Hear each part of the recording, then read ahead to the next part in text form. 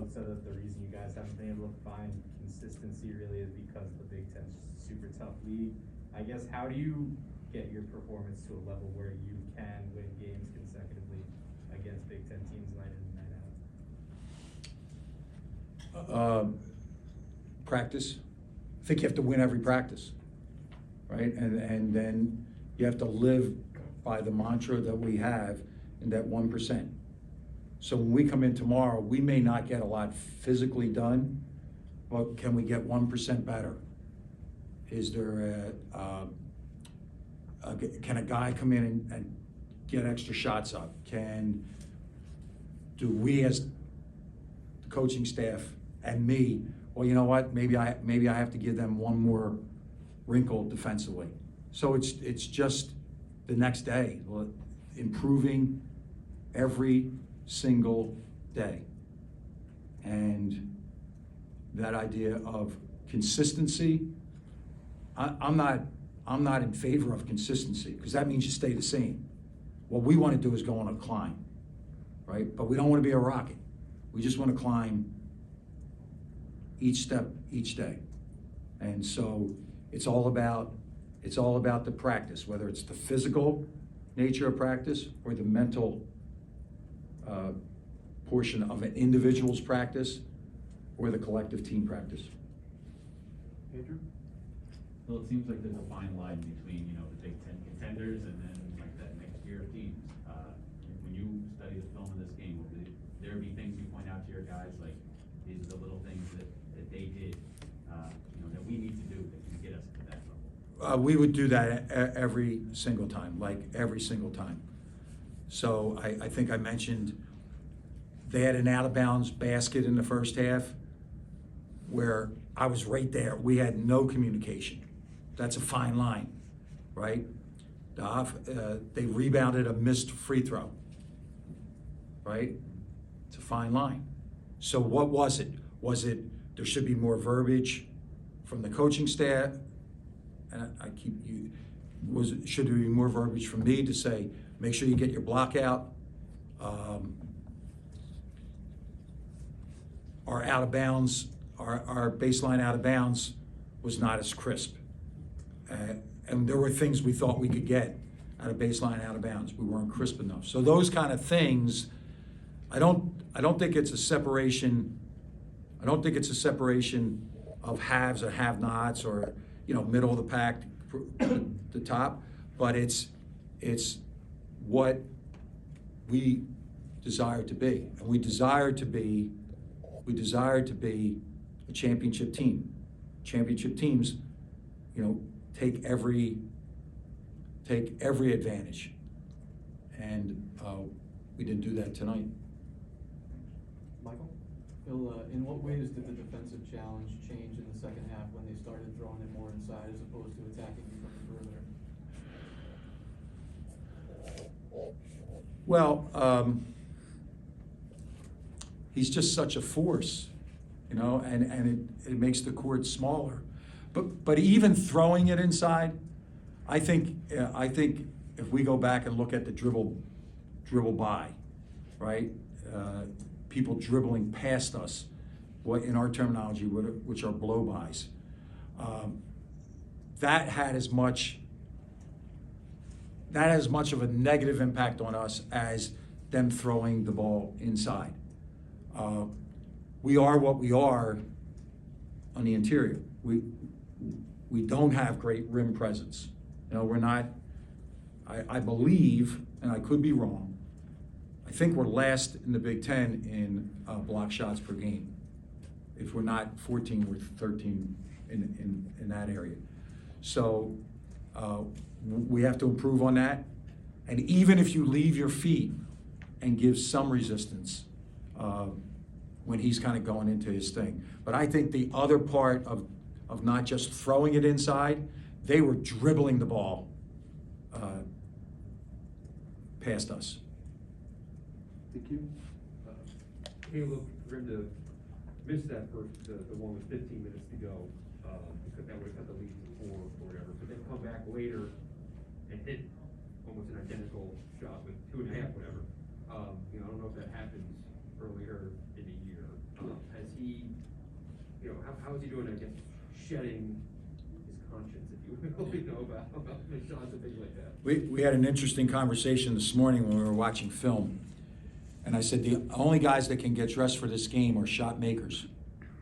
And they kind of like, I go, you all think you're shot makers, but what you really are is shot takers. And I'm not just saying our players. Every player in every locker room throughout this country at every level of basketball. I'll shoot it. Yeah, but you got to be a shot maker. And somebody would say, well, that seems to put increased pressure on them. But I don't see it that way. I think that if you're not raising up to make a shot, then don't take that shot. And Caleb is a shot maker. He came in here as a shot maker. He's worked his tail off. I mean, everybody here knows he's a kid that's coming in and shooting once, twice a day, and then practicing. And Howard Isley is putting him in positions. Juwan never told him not to take a shot, nor any of them not to take a shot. And we have just carried that on to say, shoot it, man, shoot it. And mix and make it every once in a while. Austin? Phil, to the I'm sorry. earlier point about playing to the point of exhaustion, this team's been pretty resilient this year. Do you feel like there's enough in the tank now for what you've got coming the rest of this week? Absolutely, positively.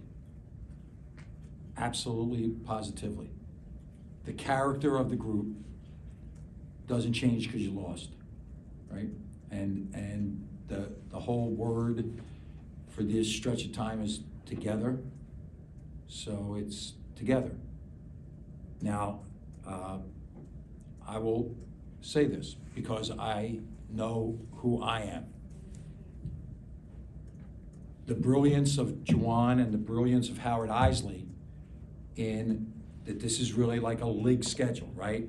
You play a heck of an opponent, you empty your tank on a Sunday, and Tuesday night you gotta come back and do it again, then Wednesday. So how do we practice? And can we get into the mental part, and will that carry over to the physical? I think one of the things that I've learned, and I'm gonna, we make great use in this program of the day of the game. A lot of people like check a box. We did a shoot around. We did a walkthrough. Okay? But here in this program, because of the leadership that's in this program, we're still making tweaks, we're still watching film, we're still and I believe that is a NBA. That's to our advantage, really. The fact that the makeup of our staff with the week that we're, say up until Thursday, what we're going to face, don't tell the other people, but we have a big advantage in that area. Phil, when you have a week where you don't get as much practice time or you can't practice as much just because you don't want to drain the guys physically, when you have a young team, how do you make sure the younger guys are getting enough out of a walkthrough or a scouting report if they're Great question. not really at the level of an Eli or a Hunter? That is a great question. But I'll go back to kind of piggyback on Brendan when he was talking about Caleb. That's been a real growth with this team. It's been a growth. And again, it's their position coaches that are working them and getting them to understand. It's hard. It is really hard. It's hard for them to come in tomorrow and say, well, I might not play as much against Michigan State, or I might get called. I don't know exactly when I'm getting called on.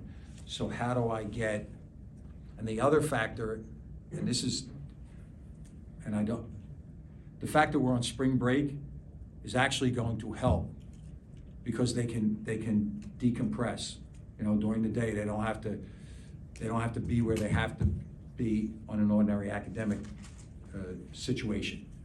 But it's also a challenge in that it's lonely, right? There's nobody around.